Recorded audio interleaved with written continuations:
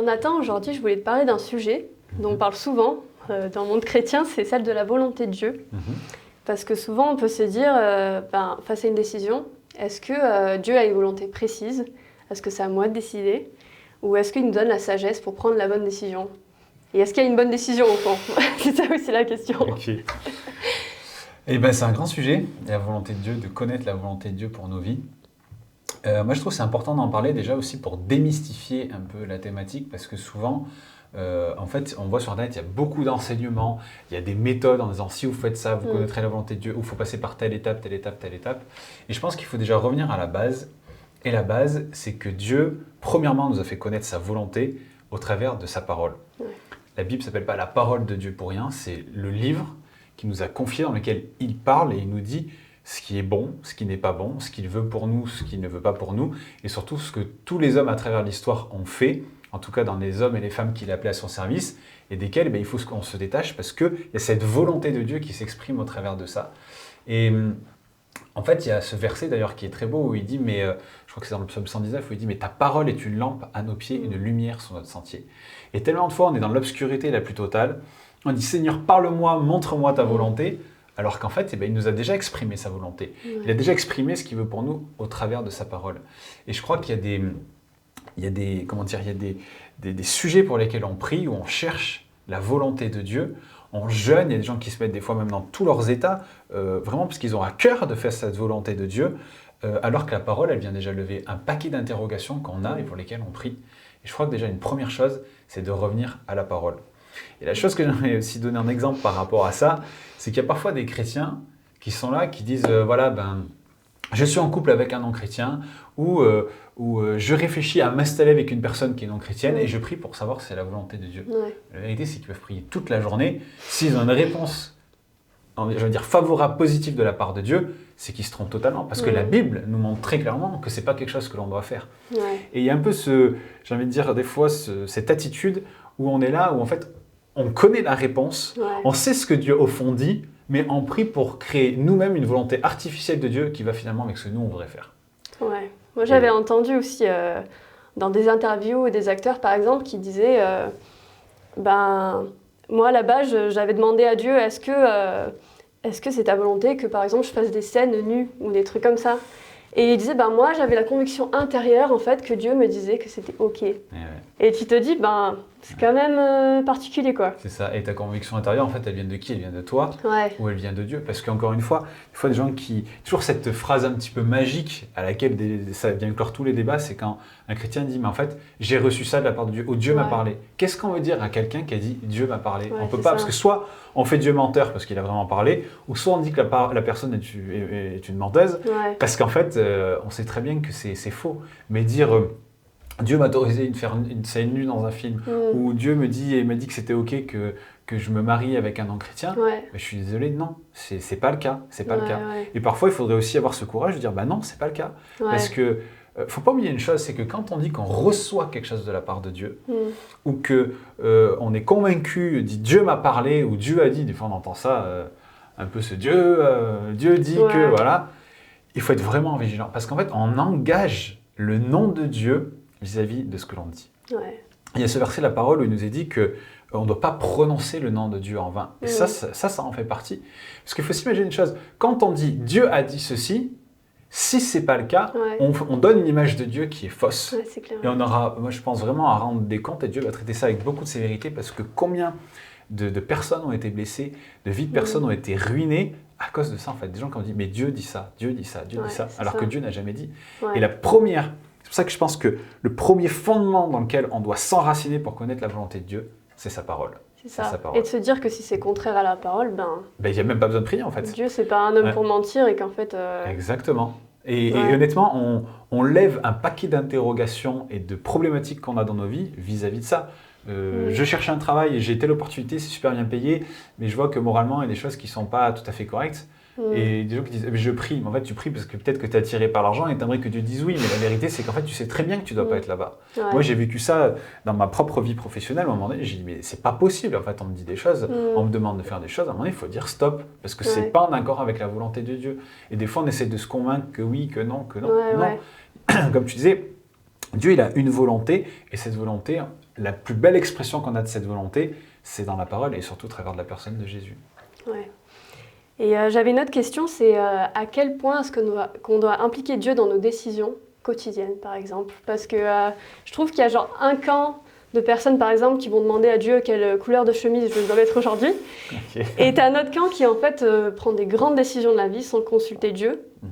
Et en fait, se dire, il est où cet équilibre? Et en fait, à quel point est-ce qu'on doit être soumis à Dieu dans nos décisions, en fait? C'est une bonne question. Je dirais que dans la Bible, on a plusieurs exemples qui nous montrent qu'en fait, il n'y a pas une réponse universelle à ça.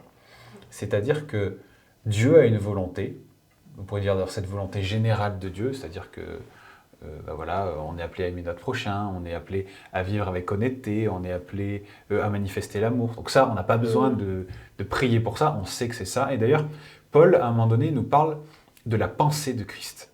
Et je crois qu'il y a des choses, quand on est né de nouveau, qu'on arrive, qu'on est un chrétien tout frais, il y a des choses où on a vraiment besoin de consulter Dieu et de consulter sa parole pour beaucoup de décisions. Mais au fur et à mesure qu'on grandit en maturité, il y a comme cette pensée de Christ qui vient s'installer. Il nous a dit aussi qu'on a en chacun d'entre nous un bon dépôt que Dieu a constitué au travers des enseignements qu'on a entendus, des expériences, au travers de ce que Dieu nous révèle, de sa parole, de beaucoup de choses, aussi la communion avec nos frères et sœurs. Et ce bon dépôt, eh bien, il vient constituer quelque chose dans lequel le Saint-Esprit va pouvoir piocher pour nous aiguiller. Et on voit que très clairement, moi je pense que Paul, c'est un bon exemple pour ça, c'est que parfois, on voit qu'il va à des endroits et il ne consulte pas Dieu, parce qu'il sait que c'est bon, il sait qu'il y a quelque chose à faire. Mais il y a des moments où vraiment il prie, et je me souviens, je crois au tout début, c'était peut-être au début de son ministère, il dit « Mais Seigneur, qu'est-ce que je dois faire ?» Et là, il reçoit une réponse de Dieu qui dit « Tu vas aller à Damas, et quand tu arriveras à Damas, là, on te dira quoi faire. » Et je pense que en fait, c'est ça, c'est qu'il y a des moments où il faut interroger Dieu, dire « Seigneur, qu'est-ce que tu veux que je fasse ?» Parce qu'en fait, à la fin de la journée, il ne faut pas qu'on oublie, c'est qu'on cherche à faire la volonté de Dieu. Maintenant, de savoir si je dois mettre un pull bleu ou un pull vert, ça ne va pas changer la face du monde. Et ces gens qui parfois mettent en avant une hyper spiritualité en disant « Ah mais moi, il n'y a rien que je fais sans la volonté de Dieu », à un moment donné, il faut arrêter. Parce que ça, pour moi, c'est un clair manque de maturité. En fait, ils sont immatures, ces gens-là. Parce qu'à un moment donné, quand on a ce bon dépôt qui est en nous, quand on a la pensée de Christ, il y a des choses pour lesquelles on n'a pas besoin de consulter Dieu pour tout. À un moment donné, on est appelé à des chrétiens matures, on est appelé à avancer et à vivre dans ce monde en sachant ce que Dieu attend de nous. Parce qu'il y a cette volonté de Dieu qui quand même s'exprime, encore une fois, clairement au travers de sa parole. Après, il y a des choses qui vont être plus délicates. Par exemple, il y a des rendez-vous divins, des rendez-vous qui sont importants avec Dieu, que quand on les loupe, ça va avoir une incidence. Des opportunités que quand on les loupe, ça va avoir une incidence. Et le plus grand exemple qu'on a de ça dans la Bible, c'est quand Jésus s'est révélé à Israël, et en fait, ils ne l'ont pas reconnu. Et il a dit, tu n'as pas connu le temps où tu as été visité. Et parce qu'ils ont loupé ce rendez-vous, ils sont aujourd'hui dans les conséquences, même encore aujourd'hui, en fait, du fait qu'ils ont rejeté Jésus comme leur Messie, comme leur Sauveur, comme leur Seigneur. Et on voit qu'il y a des choses comme ça qu'il ne faut pas louper. Donc il n'y a pas une règle universelle, mais je crois qu'il y a des décisions qui nécessitent vraiment de se poser devant Dieu et de chercher sa volonté. Il y en a d'autres pour lesquelles cette pensée de Christ, ce bon dépôt qu'on a reçu en nous, est suffisant. Maintenant, il faut être vigilant. Parce que parfois, il y a des portes pour lesquelles on prie, je ne sais pas, un nouveau travail, une mutation, un achat d'une maison ou des choses comme ça, où on est là, on dit « je vais prier pour ça » parce qu'en fait, il y a des lourdes conséquences. Souvent, en fait, on cherche la volonté de Dieu vis-à-vis du degré de conséquences qu'il va y avoir. Mais il faut qu'on se méfie parce que ce n'est pas toujours les portes qui peuvent paraître fermées ou difficiles à ouvrir pour lesquelles il faut qu'on prie, mais aussi pour toutes celles qui nous semblent ouvertes. Parce qu'en fait, des fois, on est dans ce piège, on dit, mais il y a que celles qui ont des lourdes conséquences pour lesquelles il faut prier, mais il y en a d'autres qui peut-être, à première vue, ne vont pas avoir des conséquences, mais qui vont impacter notre vie profondément. Et au-delà de ce qu'on peut parfois penser ou imaginer. Et du coup, quand tu parlais de ces rendez-vous divins, tu vois, de ces moments que Dieu a instaurés, des fois, on a cette crainte aussi de passer à côté, de se dire, si je ne suis pas tout le temps en train de demander à Dieu, est-ce que je suis dans ta volonté, est-ce que je te suis et tout, je vais passer à côté quelque chose. Et tu penses à quoi comme exemple, par exemple Par exemple, s'il faut que tu fasses quelque chose vis-à-vis de ta carrière, par exemple, ou est-ce qu'il faut que tu lances un projet, par exemple, et te dire, tu as ce projet à cœur, mais est-ce que si je manque le moment, je rate le moment, je vais passer à côté de ça. Et est-ce que ça va être assez clair, en fait, quand c'est le moment, tu vois? Oui. Oui, c'est ça. Est-ce que on va voir avec clarté que là, il Ouais. faut que je fasse ou là, il faut Ou pas est-ce que que c'est je un fasse. truc qu'en fait, Dieu m'a dit de le faire, donc je le fais. Oui. Tu vois, par exemple, tu as un projet de démarrer, je sais pas, un orphelinat en Afrique. Est-ce que tu te dis, ben, Dieu me l'a mis sur le cœur, je vais tout mettre en œuvre pour le faire? Ou se dire, en fait, ben, j'attends le moment propice, Dieu me le dira clairement, Ok. et je saurai quand c'est le moment. Alors, il y a plusieurs questions. En fait, moi, je pense qu'il faut se souvenir d'une chose, c'est que notre Dieu, c'est notre Père avant toute chose. Et nous, on est ses enfants. Et un père, il veut prendre soin de ses enfants. Donc, il ne faut pas oublier que Dieu veut le meilleur pour nous. Ouais. Donc, ce qu'il y a de meilleur, il va en tout cas nous le montrer pour que nous, on puisse rentrer dans ces choses qui sont les bonnes pour nous. Maintenant, ça nécessite évidemment d'être à son écoute. Et je crois que dans les temps quotidiens qu'on peut avoir avec Dieu, aussi Dieu va venir asseoir ces choses-là en nous. Si par exemple, il y a un projet professionnel ou quelque chose qu'on a à cœur, eh bien, je pense que c'est important de le soumettre à Dieu pendant un certain temps, en disant, voilà, j'ai ça dans le cœur, est-ce que ça vient de toi? Est-ce que c'est mes ambitions personnelles qui parlent?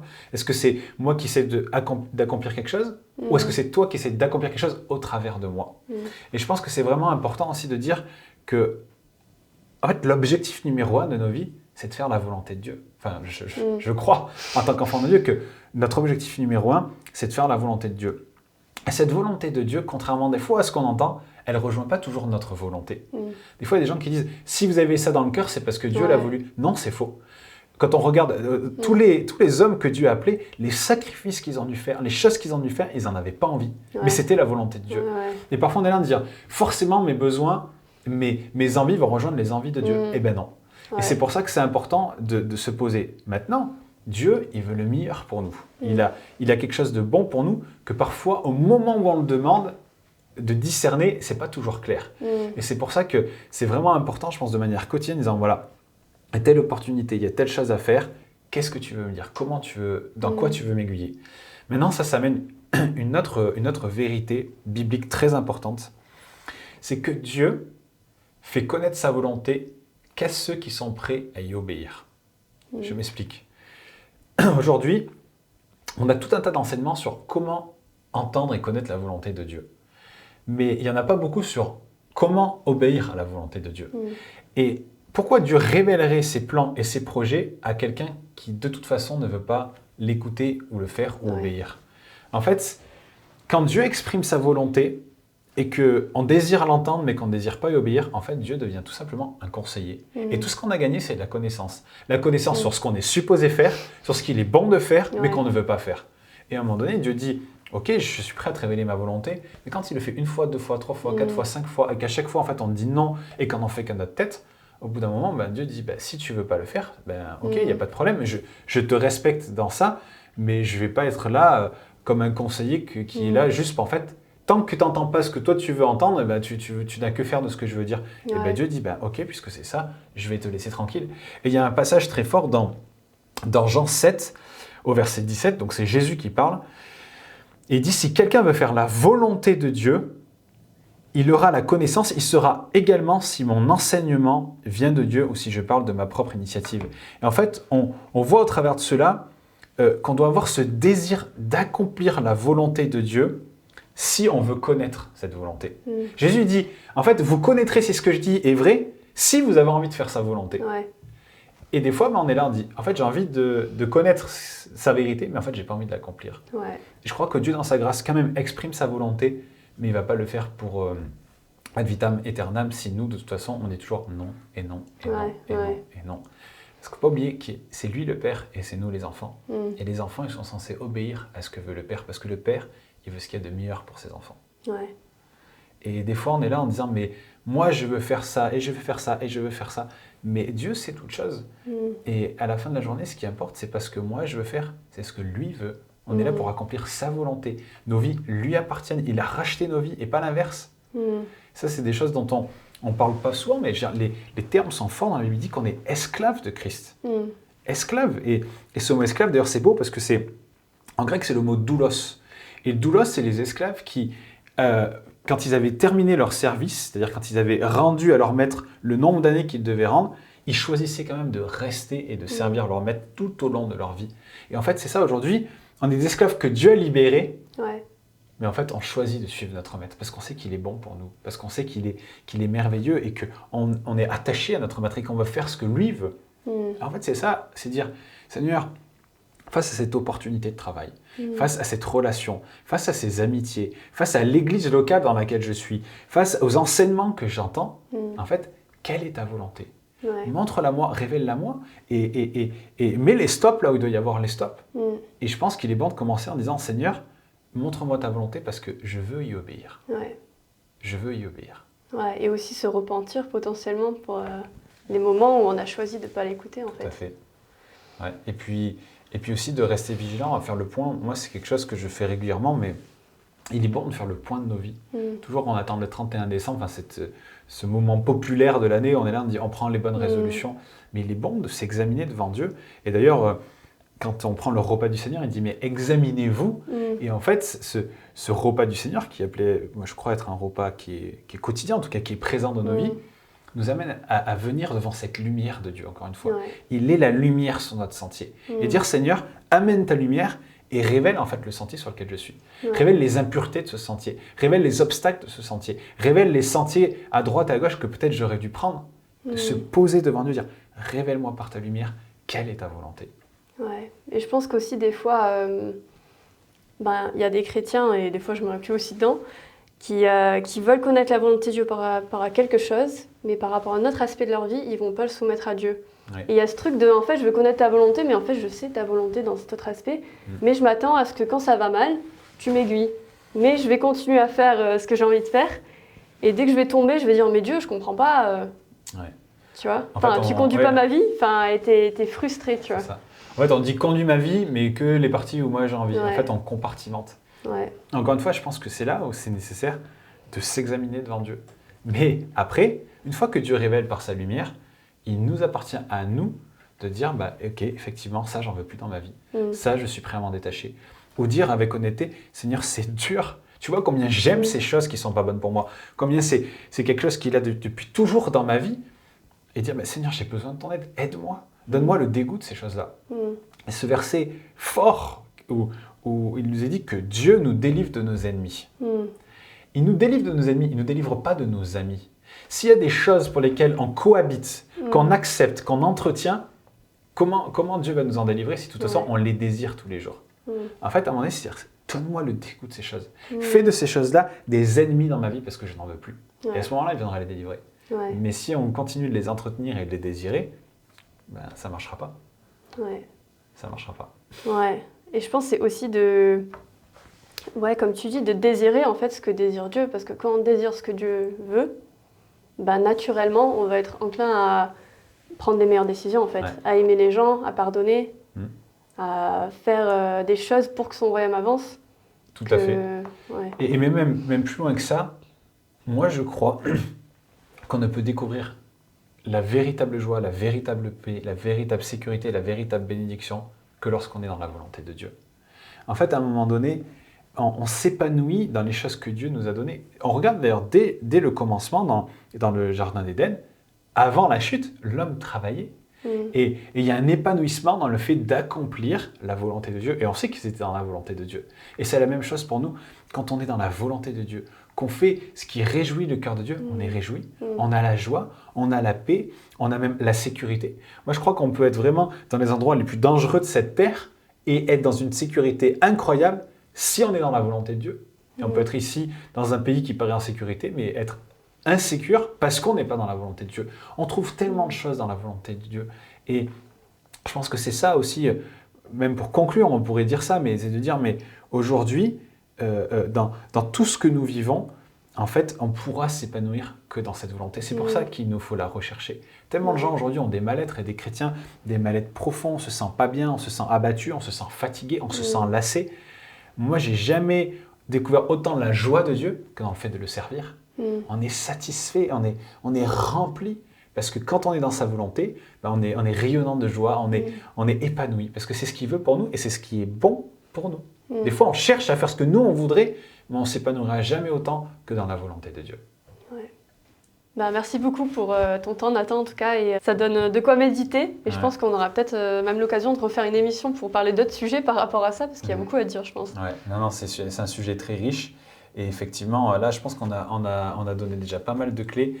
Mais c'est que cette volonté qui s'exprimer dans nos vies, on y est tellement confronté tout le temps. Et surtout dans le monde dans lequel on vit aujourd'hui, où finalement, sans arrêt, elle est challengée, cette volonté. Et c'est vraiment ça, c'est-à-dire comment la connaître et comment y rester et surtout comment y obéir.